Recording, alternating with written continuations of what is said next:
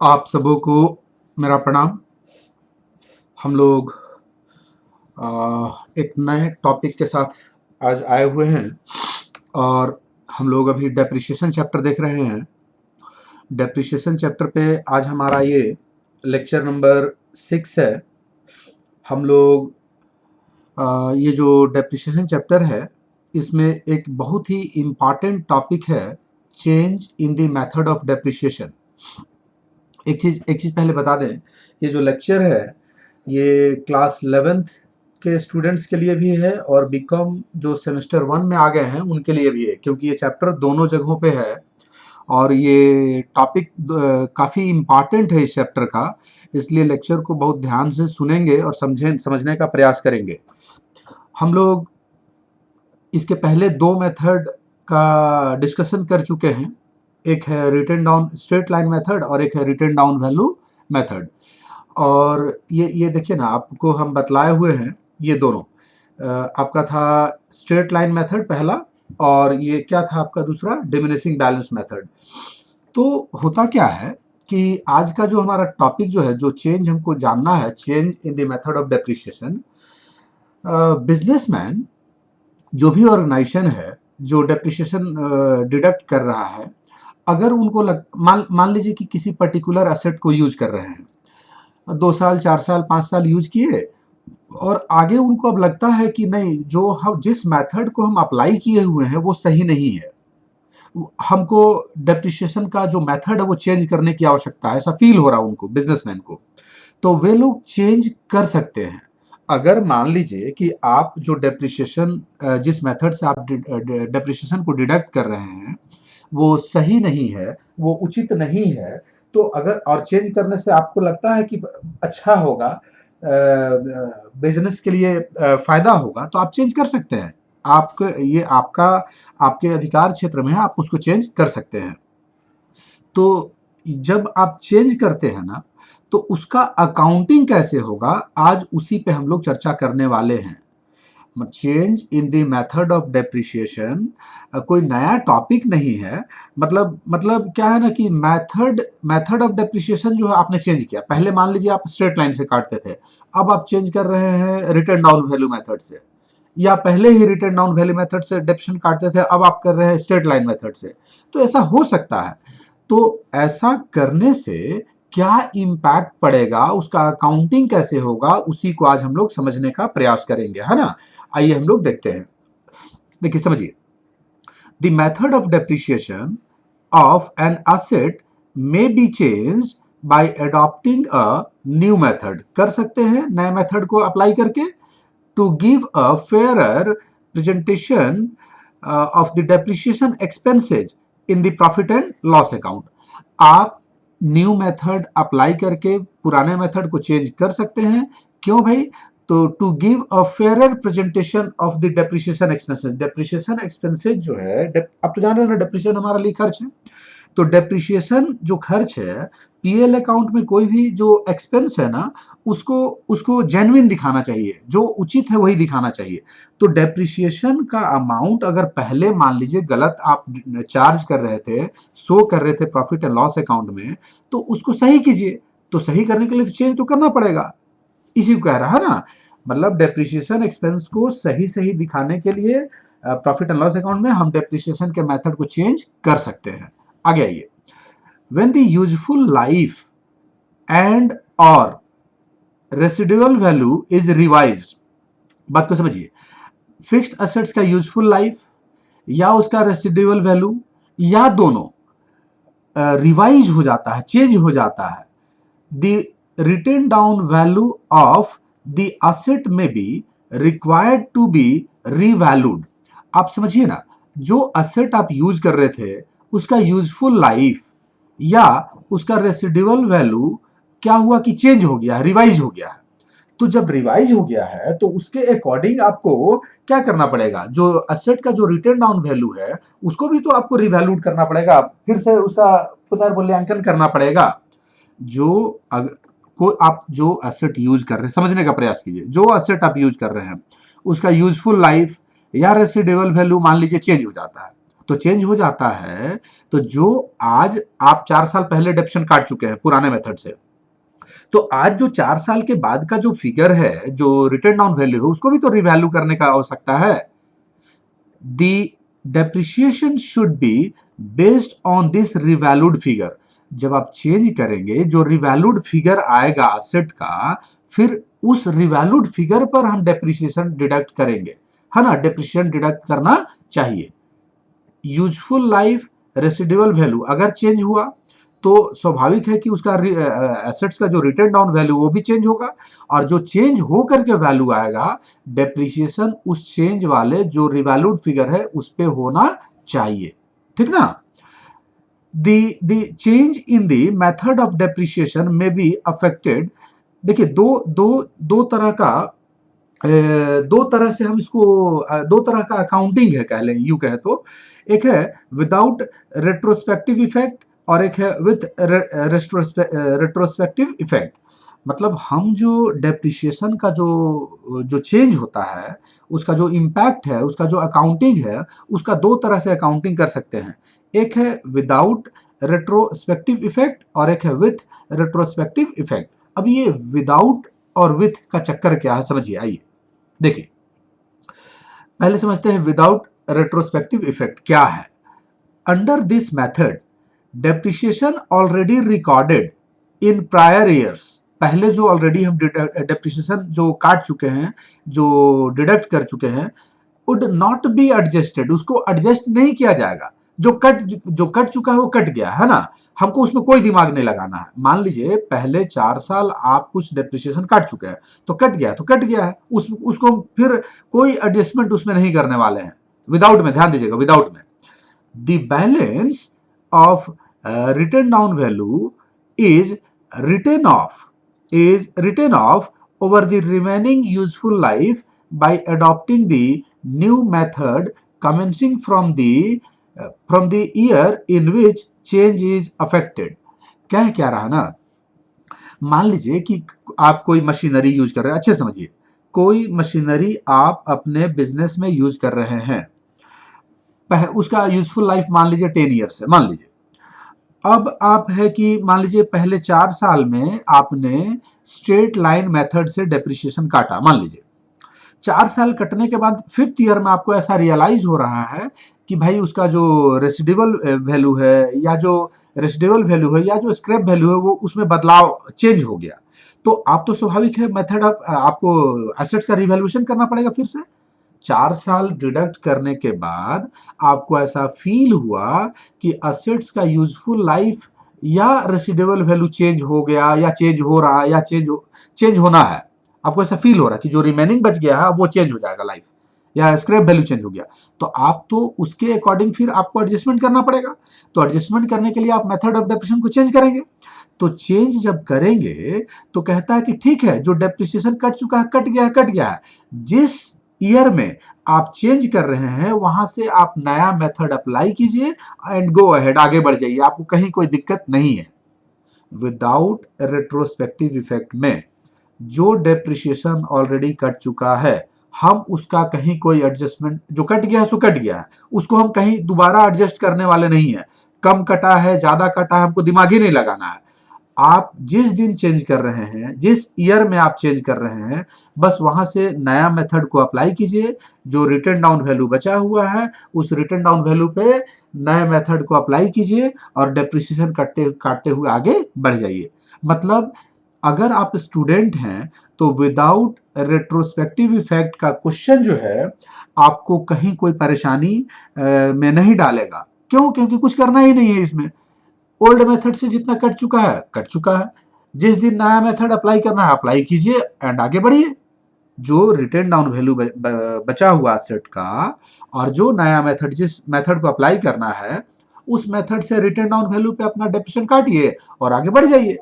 कहीं कोई परेशानी की बात नहीं है। अगर हम स्टूडेंट होते तो हम तो प्रे करेंगे कि भाई हमको एग्जाम में विदाउट रेट्रोस्पेक्टिव इफेक्ट का क्वेश्चन दे, क्योंकि कोई परेशानी ही नहीं है।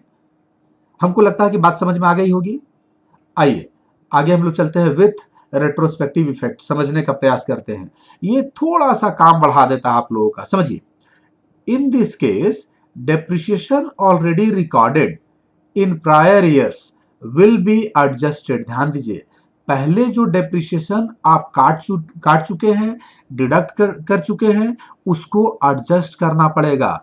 मतलब ओल्ड मेथड से जितना डेप्रिसिएशन ऑलरेडी कट चुका है, हम नया मेथड अप्लाई करके देखेंगे कि क्या होना, पहले क्या कट चुका है, और नया मेथड से अगर उसी उतना ही ईयर का 4 साल, मान लीजिए एग्जांपल ले रहे 4 इयर्स का, समझिए, मान लीजिए पहला 4 साल आप डेप्रिसिएशन काट चुके हैं स्ट्रेट लाइन मेथड से, ठीक है, और अब वही 4 साल हम न्यू मेथड अप्लाई करेंगे। मान लीजिए न्यू मेथड आपका है रिड्यूसिंग बैलेंस मेथड है, तो रिड्यूसिंग बैलेंस मेथड से फिर 4 साल का डेप्रिसिएशन काटिए, तो जो डिफरेंस आएगा ना, उस डिफरेंस को एडजस्ट किया जाता है। मतलब पहले जो डेप्रिसिएशन कट चुका है होता है ना, उसको हम लोग एडजस्ट करते हैं विथ वाले में। The written down value on the date of change is to be adjusted for under depreciation या ओवर डेप्रिसिएशन। फिर से एक बार समझाने का प्रयास करें और समझिए एक बार। मान लीजिए कि आप एक बिजनेसमैन हैं, आप एक मैन्युफैक्चरिंग कंसर्न है, और आप कुछ प्लांट एंड मशीनरी या कुछ एसेट को यूज कर रहे हैं, उस पे मान लीजिए उसका यूजफुल लाइफ मान लीजिए 10 ईयर्स है। मान लीजिए उस 10 ईयर्स में आपने पहले पहले 4 साल में मान लीजिए कि आप स्ट्रेट लाइन मेथड से डेप्रिसिएशन काट रहे थे। अब कहता है कि नहीं भाई, जो डेप्रिसिएशन है ना, वो आपको लगा कि वो मेरा जो स्ट्रेट लाइन मेथड है वो ठीक नहीं है, हमको रिटर्न डाउन वैल्यू मेथड से डेप्रिसिएशन काटना चाहिए था। तो ठीक है, काटिए। तो आप करिए क्या ना कि 2 स्टेटमेंट बनाइए। पहला स्टेटमेंट में आपको करना क्या है कि ओल्ड मेथड से डेप्रिसिएशन निकाल लिए, और फिर वही 4 साल का जो कट कट चुका है पहले, न्यू मेथड से डेप्रिसिएशन निकालेंगे।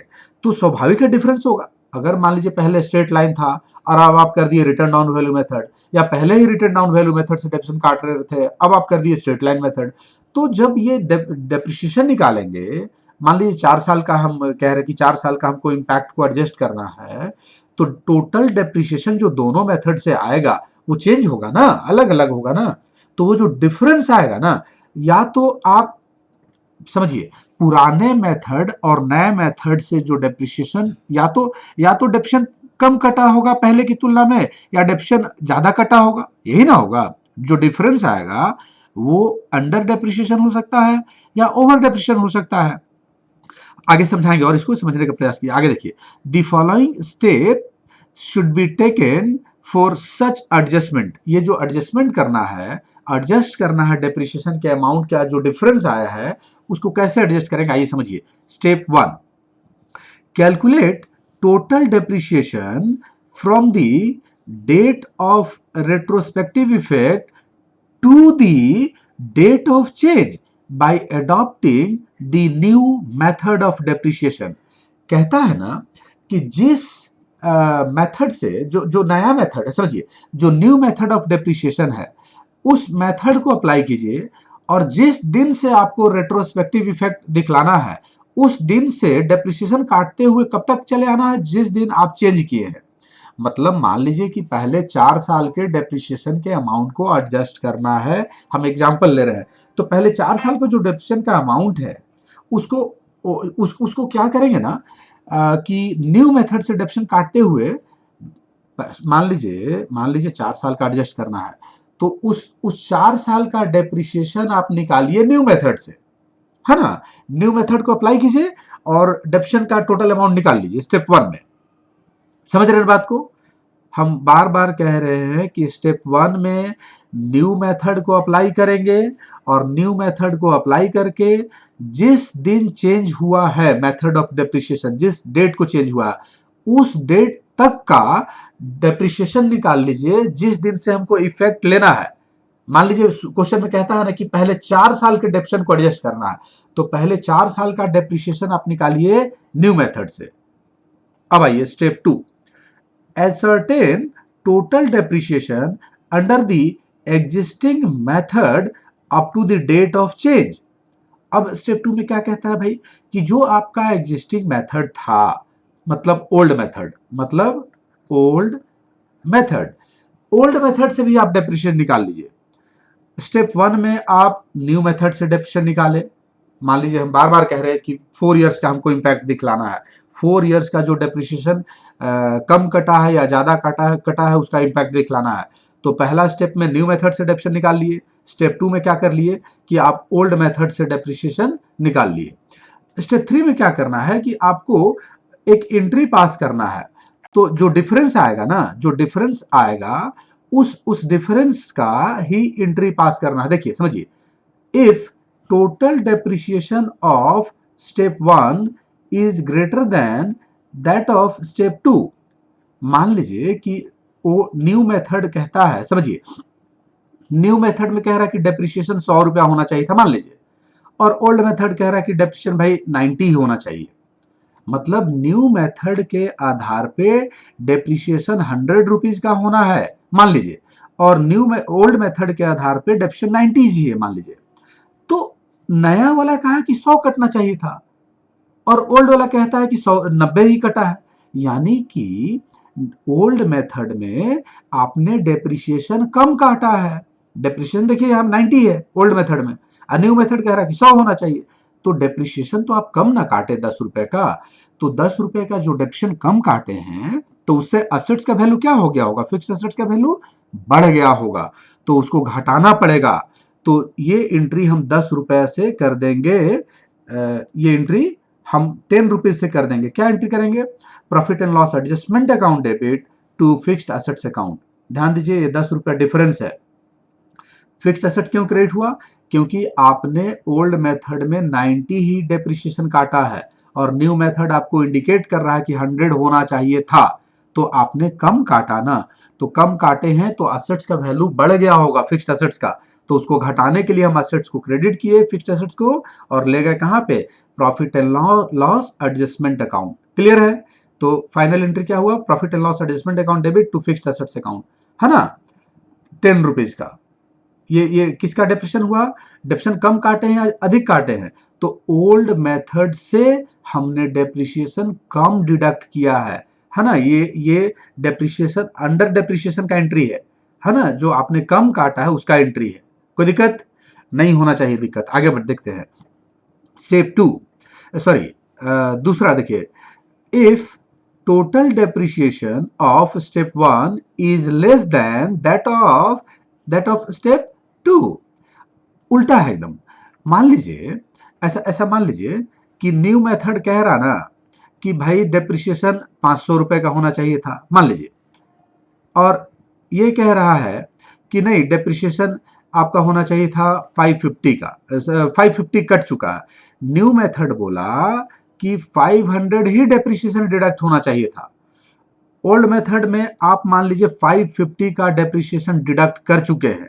तो एक चीज बताइए, ओल्ड मेथड में आपने डेप्रिसिएशन तो ज्यादा ना डिडक्ट कर दिया 50 रुपीज का, तो ज्यादा अगर आप डिडक्ट कर दिए हैं डेप्रिसिएशन तो आपका फिक्स्ड एसेट्स का वैल्यू क्या हो गया होगा, कम हो गया होगा। तो हमको 50 रुपए से फिक्स्ड एसेट्स का वैल्यू बढ़ाना पड़ेगा। तो बढ़ाने के लिए क्या करेंगे, फिक्स्ड एसेट्स को डेबिट करेंगे। तो देखिए fixed assets account debit, fixed assets account debit to profit and loss adjustment account, ये कितने का लिखेंगे, 50 रुपीज का लिख देंगे। ऐसा कब होगा, जब आप ओल्ड मेथड में डेप्रिसिएशन ज्यादा काट दिए होंगे नए के कंपैरिजन में।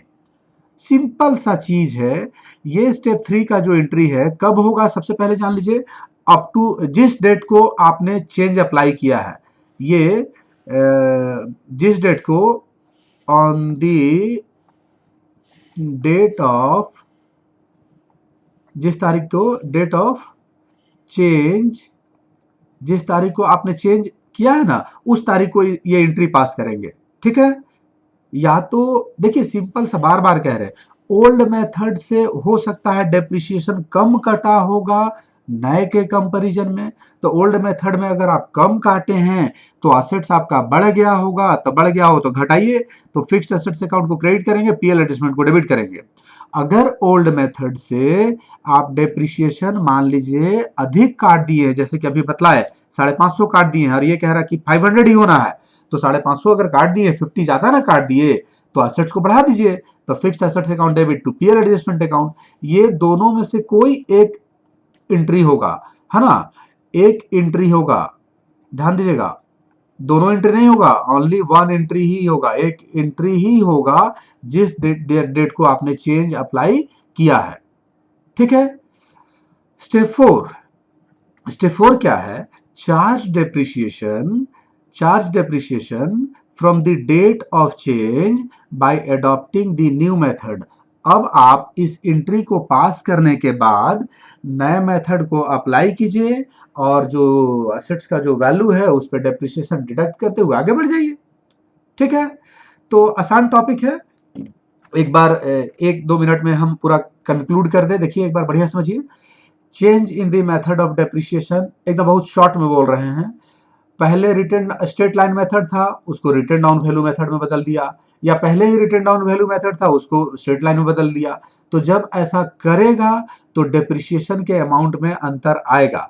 तो दो तरह से हम लोग अकाउंटिंग करते हैं इसका, एक है विदाउट रेट्रोस्पेक्टिव इफेक्ट और एक है विथ रेट्रोस्पेक्टिव इफेक्ट। विदाउट में स्टूडेंट के लिए कहीं कोई इशू नहीं है, कहीं कोई प्रॉब्लम नहीं है, जितना डेप्रिसिएशन कट चुका है उसको एडजस्ट नहीं करेंगे और नए मेथड को अप्लाई कीजिए। जिस दिन को अप्लाई किया है नया मेथड और जो रिमेनिंग एसेट्स का वैल्यू है उस पर नया मेथड को अप्लाई कीजिए और डेप्रिसिएशन डिडक्ट करते हुए आगे बढ़ जाएंगे, कहीं कोई परेशानी की बात नहीं है।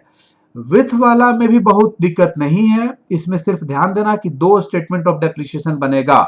दो, एक हम लोग न्यू मेथड अप्लाई करके डेप्रिसिएशन निकाल लेंगे और एक हम लोग ओल्ड मेथड को अप्लाई करके डेप्रिसिएशन निकाल लेंगे। दोनों का जो डिफरेंस होगा, जो दोनों मेथड के आधार पर, उस डिफरेंस को एडजस्ट कर देना है ये एंट्री नंबर ए या एंट्री नंबर बी को पास करके। अगर ओल्ड मेथड में डेप्रिसिएशन हमने ज़्यादा, मान लीजिए डेप्रिसिएशन हमने ज़्यादा काट दिया है, तो ज़्यादा काट दिए तो उसको क्या करना पड़ेगा? एसेट्स का वैल्यू आपका मान लीजिए ऐसे करते हैं, ये क्या है स्टेप 1? स्टेप 1 कहता है कि भाई मान लीजिए डेप्रिसिएशन क्या होना चाहिए, 100 रुपीज़ का होना चाहिए। मान लीजिए स्टेप 1 कहता है कि 100 होना चाहिए, ये कह रहा है कि 90 ही है। तो स्टेप 1 के आधार पर डेप्रिसिएशन 100 होना है या 90 होना है, मतलब कि ओल्ड मेथड में आपने कम काटा, तो कम काटे हैं डेप्रिसिएशन तो एसेट्स का वैल्यू बढ़ गया होगा, तो बढ़ गया हो तो एसेट्स को घटाने के लिए क्रेडिट करेंगे और पीएल एडजस्टमेंट को डेबिट कर देंगे। ठीक, दूसरा एग्जांपल लिए कि अगर मान लीजिए न्यू मेथड कह रहा है कि भाई 500 होना है और ओल्ड मेथड में 550 काट दिए हैं, तो 50 का डिफरेंस है, मतलब आप डेप्रिसिएशन ज़्यादा काटे हुए हैं 50 रुपए का, तो ज़्यादा काट दिए हैं तो एसेट्स का वैल्यू क्या हो गया होगा? घट गया होगा। तो घट गया होगा तो आपको एसेट्स को बढ़ाना है, तो fixed assets account debit to PL adjustment account. और लास्ट फिर स्टेप 4 में क्या कह रहा है कि जिस दिन को आपने चेंज किया है उस डेट को नया मेथड अप्लाई कीजिए, जो रिमेनिंग एसेट्स का वैल्यू बचा हुआ है उस पर डेप्रिसिएशन डिडक्ट कीजिए एंड गो अहेड। सो कुछ नहीं है, आसान टॉपिक है। आपको उम्मीद है कि मेरी बात समझ में आ गई होगी और इसका एग्जाम्पल जो है, 2 एग्जाम्पल हम बताएंगे नेक्स्ट वीडियो में। विदाउट का भी क्वेश्चन दिखलाएंगे, विथ का भी क्वेश्चन दिखलाएंगे, कैसे हम लोग प्रोसीड करेंगे। और आज के लेक्चर को हम यहीं स्टॉप करते हैं। उम्मीद है कि आपको ये लेक्चर हमारा पसंद आया होगा, समझ में आ गया होगा टॉपिक। अगर आपको समझ में आया है तो प्लीज़ आप लाइक करें और चैनल को सब्सक्राइब कर लें ताकि आपको नेक्स्ट नोटिफिकेशन मिलता रहे। आप सबों को thanks, have a good day to all. Live बने रहने के लिए फिर से धन्यवाद आप लोगों को।